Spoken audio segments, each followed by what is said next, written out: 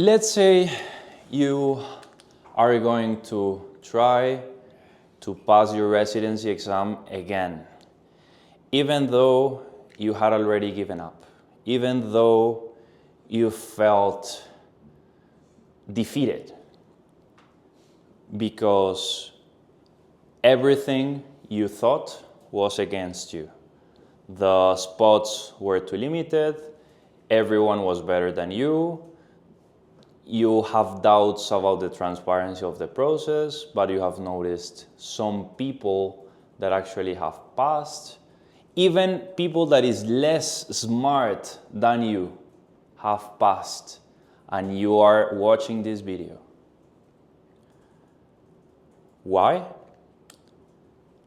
Because you want to start over.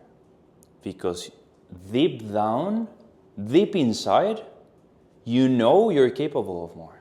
You know you deserve the status of a specialist.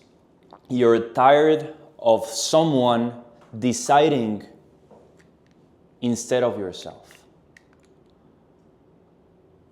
For how long are you gonna be willing to approve that instead of you just simply taking the right decisions so that you can pass the exam? Well, in this video, I'm going to show you what should you do if you wanted to start over. Let's entertain this idea for a little. Let's start first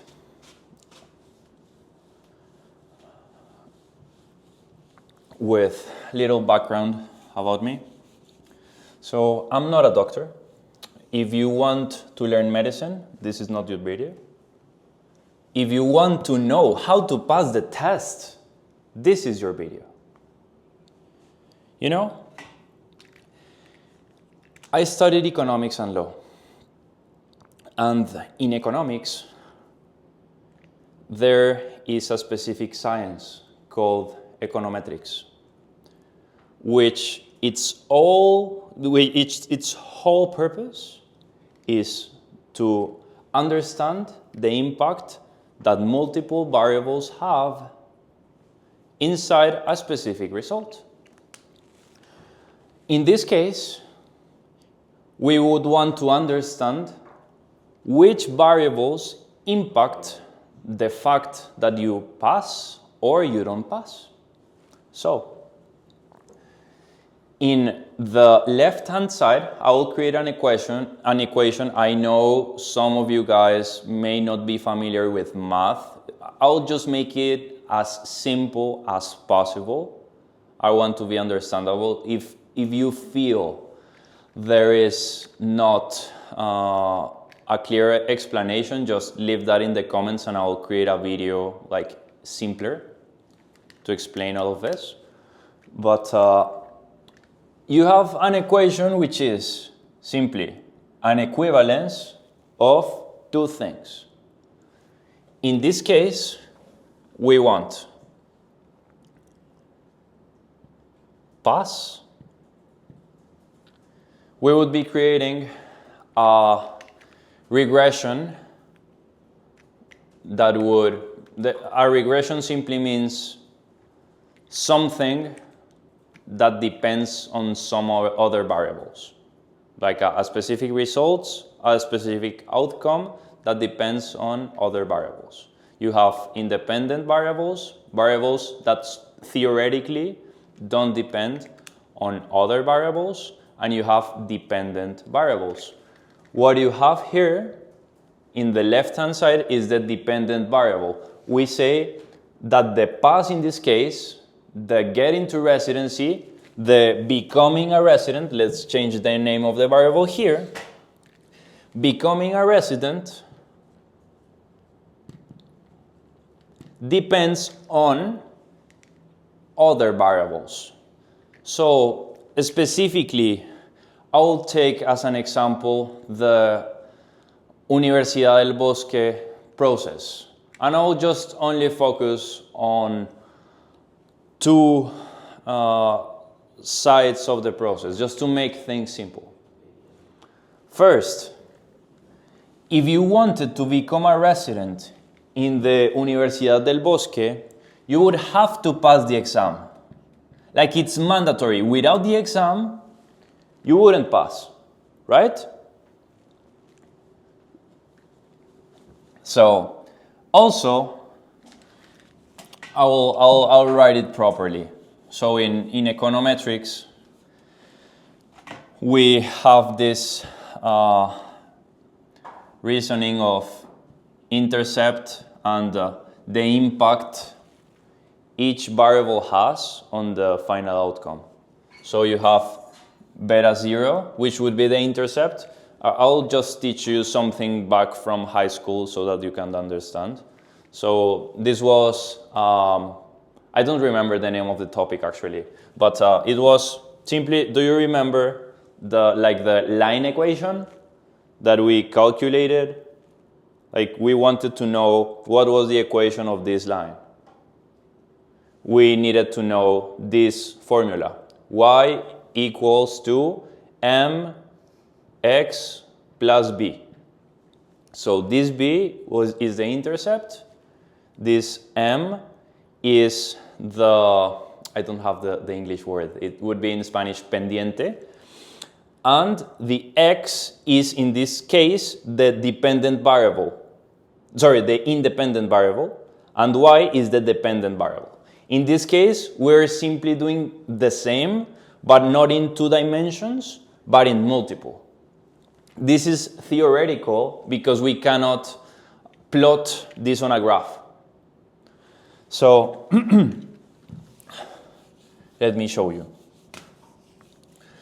You have beta 0, right? Then you have beta 1, which would be the weight or the importance the variable that I put here has on the final result. We would create this or think about this as a dummy variable, which would have either the 1 if the person becomes a resident or 0 if the person doesn't become a resident. Okay? And you can actually do simulations. There is a methodology called Monte Carlo simulations, which means that if you try this methodology multiple times, what's the most likely result? If you want to experiment with data, okay? But I want to explain the theory behind and then how you can use it to change the approach of your residency prep process, okay? Then we have beta 0, beta 1, and with beta 1, we said exam. So, if you want to become a resident, what's the importance of actually passing the exam? Well, without the exam, you cannot become a resident. So, the weight here is really important. Then, you have something else, and that's something that I want to point out, which is, most people out there would sell you medical information. I am not that because I didn't study medicine. But their hypothesis, which is wrong, and I'm going to teach you why, with this equation, with math, not with my opinion, is they think if you pass the exam, you are a resident, which is not true, not in all processes. You know? Not in all processes. For example, in the Universidad del Bosque process, you have beta 1 exam, but also you have the interview. What happens if you buy a medical information course and you pass the exam and you don't know how to introduce yourself in an interview? Would you pass? No. Would a doctor or could a doctor teach you how to sell yourself? Just conclude yourself. My opinion, my interest here is not for me to convince you of doing X or doing Y. My interest here is to show you my reasoning so that you can audit it and conclude in favor or against. You choose.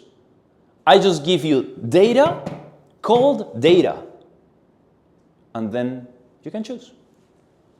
So you have the exam.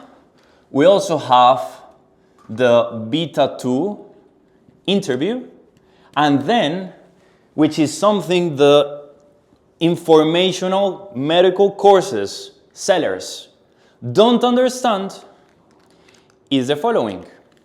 There is an error term, which we would call epsilon,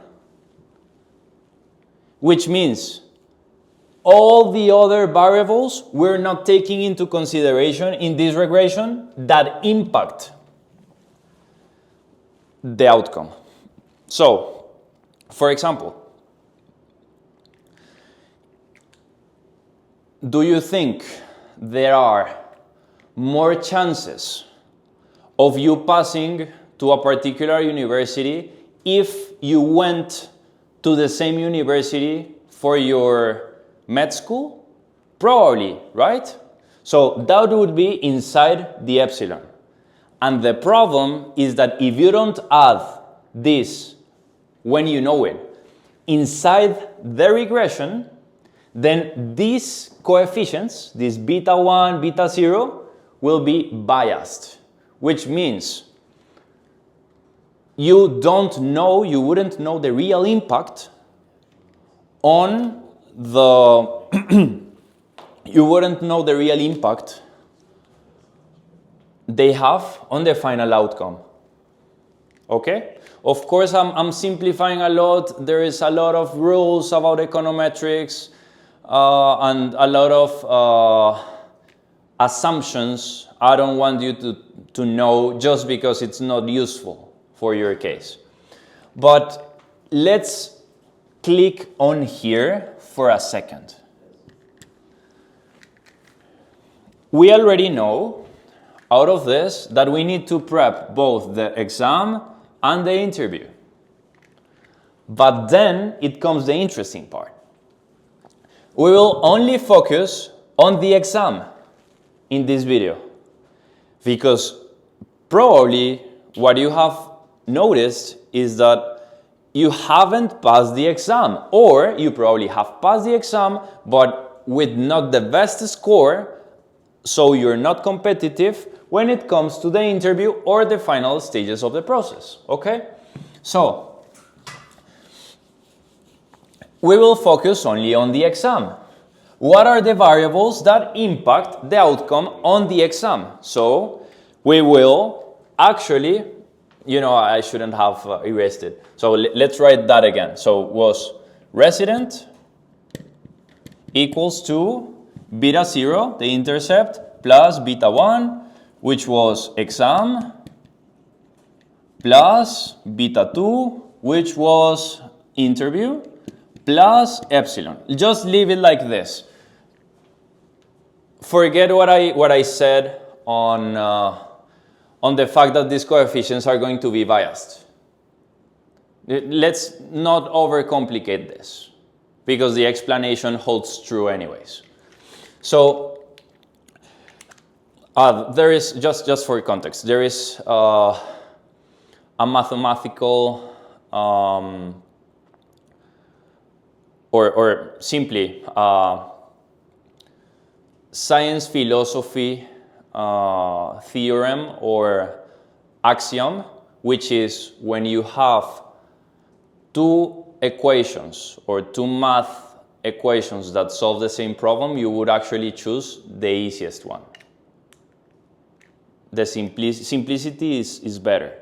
So I wouldn't want to bother you with things that are not entirely required for you to understand. Okay?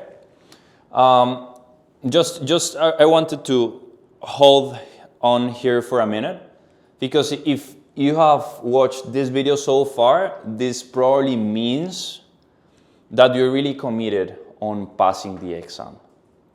Okay? And if you are just about to quit the video because you think I'm taking too much time to explain, then probably you don't have the attention span to treat a patient properly, okay? And I want you to understand how relevant this is. I want you to listen because I'm gonna teach you to listen so that you, when you're a specialist, you listen to the patient, you care about the patient. That's how you outperform everyone, okay? So, you have the exam. Now, let's say the exam, it's another regression. The performance on the exam, which would have not a 0 or 1, will actually have a score, you know? Let's take it as a percentage, just to make things simpler. Like from 1 to 100, or from 0 to 100%. 100% being all the questions you were asked were right, okay? And 0, you answered 0, okay? So you have the exam, right?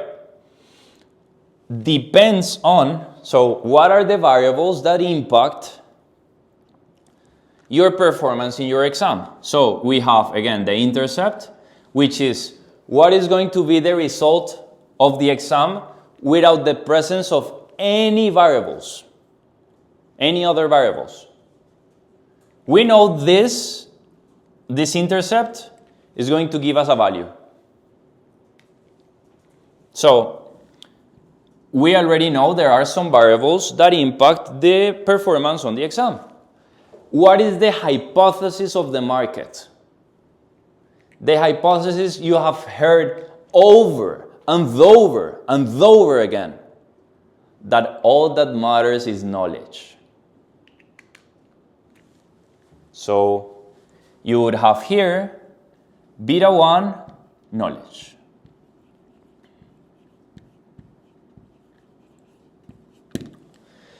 And then, according to the medical course sellers, you would have the epsilon. Or probably, since they didn't study economics or econometrics, they don't know about the epsilon thing. And I don't blame them. Like, they didn't study economics. So it's understandable. Like, it's a different domain, you know? But their opinion is that the only thing that matters to pass the exam is knowledge. Medical knowledge. I would actually be more specific here. Medical knowledge. Medical knowledge. MK plus epsilon, okay? This epsilon they don't consider, remember. But medical knowledge. But I ask you something. Did you have 6 years of training on medical knowledge? Yes, right? Now, these course sellers, are they going to sell you on the same information you tried to learn in 6 years and you weren't able to do it, but in 6 months? So what they are telling you is what you didn't learn in 6 years, you're going to learn in 6 months or less? What a crazy promise, right? Doesn't make sense. Like, it's not an opinion. Just think about the argument and then make your own conclusions. And then, when you do this, I want to ask you something else. Have you noticed some cases of people that don't know much medical knowledge and get into residency? Yes, right? So the equation is broken because this epsilon has terms that actually you're not taking into consideration. The course sellers aren't are not taking into consideration, which are actually the variables I try to control. Why do I say I try to control? Because I can't study for my clients. I cannot. I can observe what they're doing. I can measure. That's what we do. We measure, we do data analysis with their scores, because the exam is a number, and the number can be optimized. Okay? So, medical knowledge. Now, don't get me wrong. The medical knowledge actually is important, because if you had zero medical knowledge, you would probably not pass, being honest. Right? But that's not all. That's not all. And the real problem is that these course sellers are telling you that this problem you solve by controlling with one variable. But you have learned in epidemiology, for example, that you have to control for multiple variables. Or just in your practice, in your clinical practice.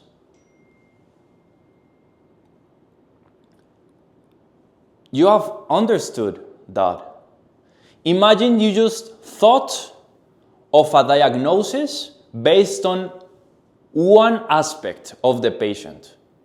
For example, let's say that you were to diagnose someone just because he was 28 years old.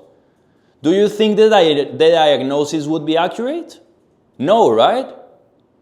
Then how come, or how is it that you're treating your prep exam, your residency exam, this way? Doesn't make sense.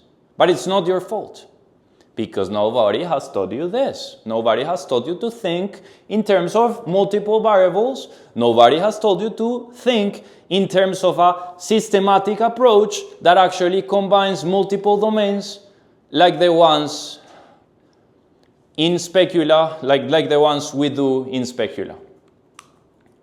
We combine the medical domain, the quantitative domain, the legal domain, and the sales domain, the marketing domain, everything. Well, not everything. A lot of variables, we try to control for a lot of variables, and then we try to give the best outcome possible. And I want to be really clear. I don't guarantee at all the results of my clients. Why? Because I cannot guarantee things that I cannot control. Do I know what are the questions that are going to be in the exam? No, right? But who knows? Actually, no one. The one that is selling you with a crazy guarantee is just trying to get you. Just because they have things that they don't control. You know what I guarantee? That you know for a fact why you're losing points and why you're not into residency, and how to solve the mistakes that you're making so that you can have a better chance. That's what I guarantee. Okay? If you're looking for someone to take the responsibility out of you, then it's better for you not to get into residency. Because when you're a specialist, you'll be the one responsible of making the hard choices. Nobody's going to save you there. Just your mind and your decision criteria. It's better for you to train it starting now, right? Don't you think? So, let's continue with the equation. We know now that there are a lot of variables inside the epsilon which would make these coefficients biased, which were the things we explained before, right? So here in the epsilon we have all the other variables that actually impact the performance on the exam score, but we are not taking into consideration. For example, the emotional state you're at in the moment of the exam. Have you had a time in the past in which you studied a lot and you got into the exam and you felt nervous and you just felt that you had forgotten everything you studied? Yes, right? Everyone. Myself as well, when I used to study economics and law at the same time in university. I don't blame you. But the thing is, does this model this way, specified this way, actually captures this problem? No, right? Even though you know that can happen. That's a problem. Because you're trying to solve your problem in the wrong way. And until you solve the problem you have the right way, you'll be stuck. And you're watching this video on how to start over, even though you have already tried it in the past and you feel stuck. Which means you actually want to change. And I congratulate you and I appreciate that. I really acknowledge it. So I don't want to waste your time. But these fundamentals, you need to know. You need to understand, based on the reasoning, what is holding you back. Because until you understand that, then nothing else would matter. So, we already spoke about one variable, the emotional state. We also should have to know which other knowledge you don't have that you should have in order to pass. If you want to pass, nobody should do anything. But if you want certain outcome, you have to do the things that will get you the outcome. If you wanted to lose weight, then you would have to eat a certain way. Right? Same thing as this. If you want to pass without preparing, you'll probably not. So just accept the fact that you're going to have to make an effort. If you're not willing to do it, then what are you doing? There's a saying that I really like, which is, if you don't sacrifice for the things you want in life, then the things you want in life become the sacrifice. Remember that. So the emotional state is first, but also something else that impacts your exam score, the non-medical knowledge. I didn't study medicine, but I have studied a ton of this. Like this is non-medical knowledge. Everything you're watching in this video is non-medical knowledge. But I want to ask you, do you think knowing this actually will serve you in order to pass the exam or not? Probably, yeah, right? Non-medical knowledge. For example, how to answer questions. For example, how to get organized. For example, how to stay consistent. And now, I know what you're going to say. I can ask all of this to ChatGPT or Claude. Okay, do it. But then show me the results on your exam scores that actually show that you have the results you're looking for. Because you can know, but one thing is knowing and the other thing is getting results with what you know. Isn't it the same problem?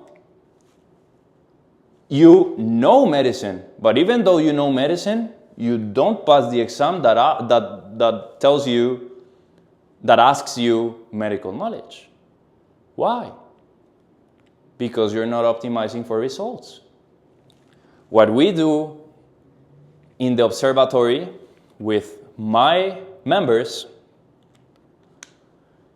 is that we actually measure their progress and give them personalized reports so that we can know where they're actually at and if they have improved or not. And following this process, you can find cases that I will say are not typical, are not guaranteed, and everything.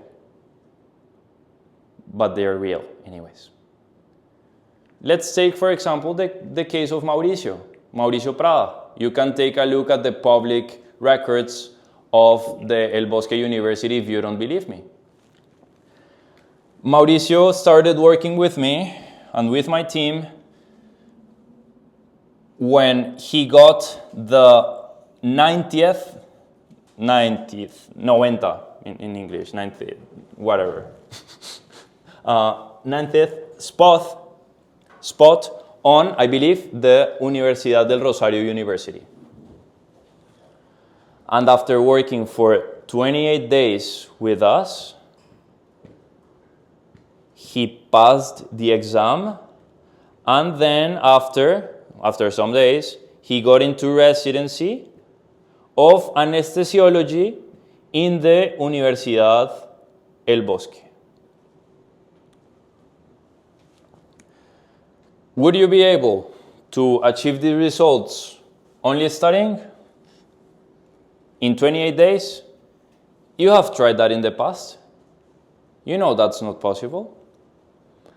Then, if I asked you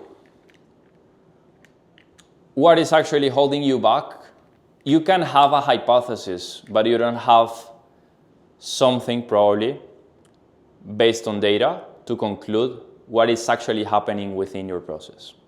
So, if you want my team to invest time on your process to understand what is actually going on in your case, in your situation, then book a diagnosis session below. And we'll tell you what is probably causing the leakage of points in your exams. I hope you enjoyed this long lesson, and I would love to read on the comments what are your takeaways. See you on the next video.